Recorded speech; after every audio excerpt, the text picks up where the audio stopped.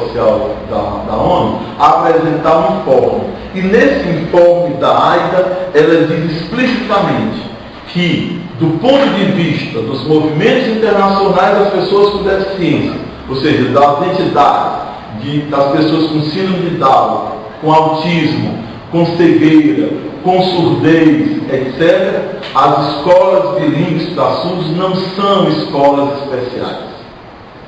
Por quê? Porque o que caracteriza as escolas especiais são duas coisas. O critério é médico e não pedagógico. E a língua não é um critério médico. A língua é um critério pedagógico.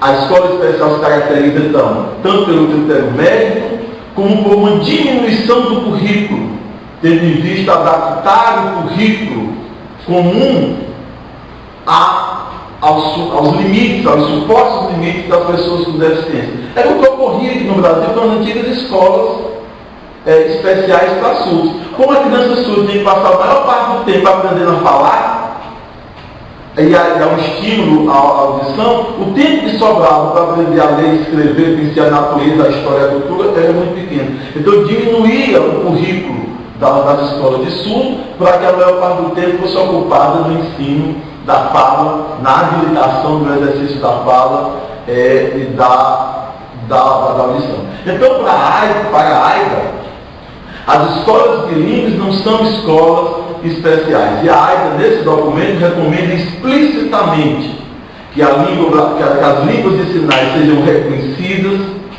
que as escolas que têm como língua de instrução as línguas de sinais e que ensinam na forma escrita a língua majoritária e hegemônica do país em questão, essas escolas não sejam reconhecidas como escolas especiais, ainda que, do ponto de vista da gestão da educação nesses países, as escolas bilíngues para surdos sejam contadas como escolas especiais. Ainda, que é exatamente o que ocorre no Brasil, ainda que essas escolas bilíngues para surdos sejam contadas como escolas do sistema de educação especial, elas não se constituem, na verdade, em escolas especiais, ou seja, segregadoras, médico-terapêuticas para os alunos surdos. No entanto, não é essa a visão hegemônica hoje no setor de educação especial do MEC. E isso tem trazido para as crianças surdas, para a comunidade surda, né, muitos prejuízos do ponto de vista educacional. Você está vendo os dois dados, que é para os senhores e as senhoras terem noção do que está acontecendo. Entre 2007 e 2010, 19.694 crianças com deficiências a menos na educação infantil brasileira. Vou repetir. 19.694 crianças com deficiências a menos entre 2007 e 2010. Ou seja, em 2007 nós tínhamos 89.135 crianças com deficiência na educação infantil.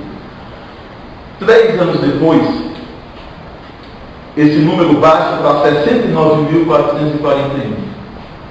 Por que isso ocorre? Vocês verificam aqui uma diminuição de 22%. Não se trata, portanto, de diferença sazonal, que alguns anos é mais, alguns anos é menor o número de crianças com deficiência nas escolas. 22%. Significa dizer o seguinte: a política do setor de educação especial de hoje, ele prioriza não a transformação da escola convencional para torná-la acessível. Ele prioriza hoje o fechamento das classes de escolas específicas e a colocação das crianças, dos alunos com deficiência na sala regular. Essa sala regular não se torna inclusiva porque o aluno está lá. A proposta do médico qual é? Não, é que no contraturno ele vai ter o atendimento educacional especializado. Nós vamos conversar mais um pouco sobre isso logo adiante. O que eu posso já antecipar é que essa ideia do AEE com atendimento educacional especializado não resolve a seguinte questão: o que a criança, qual é a experiência da criança, o que a criança está fazendo no turno principal, qual é a experiência dela em sala de aula. No que diz respeito à criança surda, é simples. Antes das crianças surdas, um grande número de crianças surdas estavam frequentando escolas, em salas de aula, em que a instrução era dada na língua de sinais. E essas crianças agora são colocadas em salas de aula, em que elas não convivem nem com outras crianças surdas, nem com adultos surdos, em que ela não se comunica com outras crianças, nem com os professores. Essas crianças ficam segregadas em salas de aula. Essas crianças não estão frequentando a sala de aula. Porque chega um momento que ninguém aguenta passar 20 horas, 22 horas, 25 horas por semana numa sala de aula que não entende o que está sendo dito, o que está sendo conversado ali. E não adianta o atendimento educacional especializado por conta de tudo. Particularmente se a gente tiver em vista que a primeira língua do surdo é a língua de sinais, a gente pode compreender, então, não é difícil a gente compreender que ninguém pode adquirir e desenvolver a sua língua apenas enquanto atua.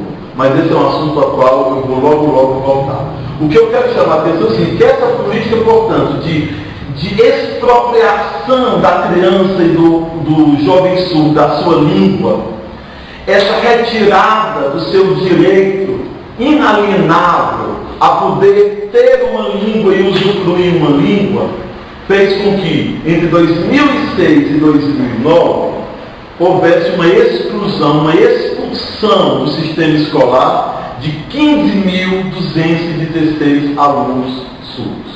Eu quero chamar a atenção para isso porque isso é fundamental.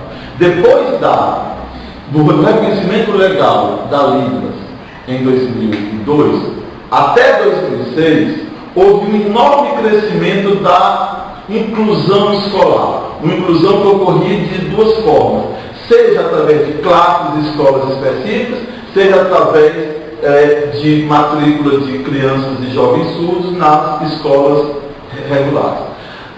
Em 2006, nós chegamos ao auge, 72 mil estudantes surdos no sistema escolar, nas duas modalidades de escolas. Em 2009, esse número diminui em 15.216. 15.216 alunos surdos que estão fora da escola. E por que o número tão grande? Vocês olham que percentualmente é grande. Se você tem 72 e vai para... você diminui 15 mil, é quase 20% também de exclusão em 5 anos. 20% de exclusão de alunos surdos das escolas. Qual é a questão que se apresenta aí? Simples, a barreira linguística.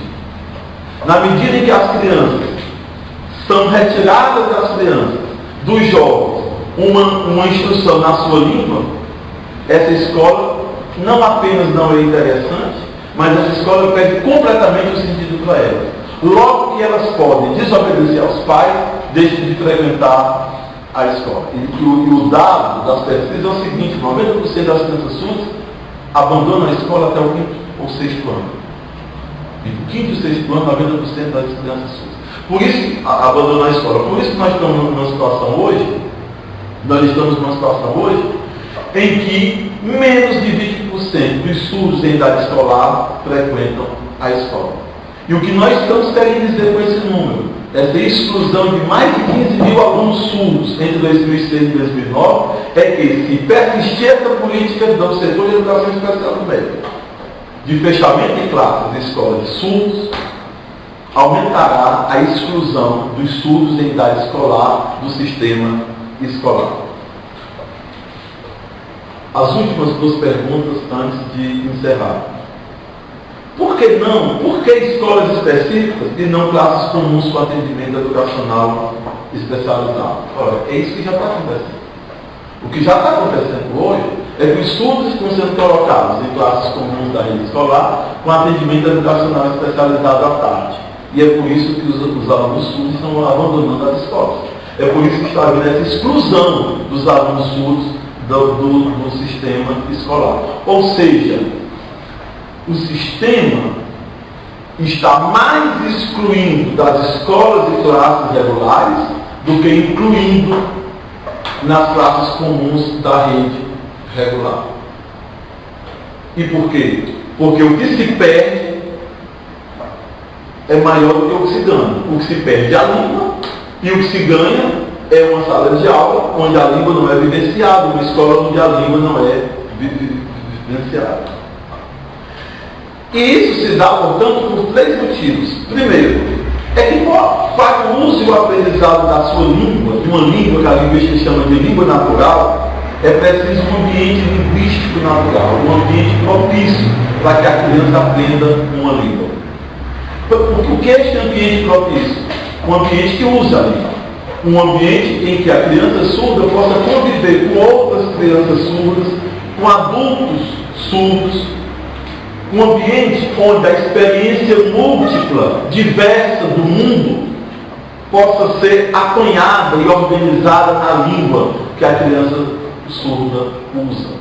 Um ambiente em que ele possa, portanto, e ao mesmo tempo aumentando a sua compreensão da experiência de mundo, na medida em que aumenta o seu uso e a sua compreensão da língua na qual ele organiza a sua experiência de mundo. É preciso lembrar que é a seguinte coisa: 95% das crianças surdas têm pais ouvintes. A única possibilidade da criança surda, da maior parte das crianças surdas, ter acesso a essa comunidade linguística natural é se ela frequentar escolas bilíngues, onde a maior parte dos colegas sejam surdos, onde tenha professores surdos, onde tenha adultos surdos, onde ele possa conviver com outros surdos que são filhos de surdos e que, portanto, trazem historicamente a experiência da língua, como ampliam presentemente essa mesma experiência da língua.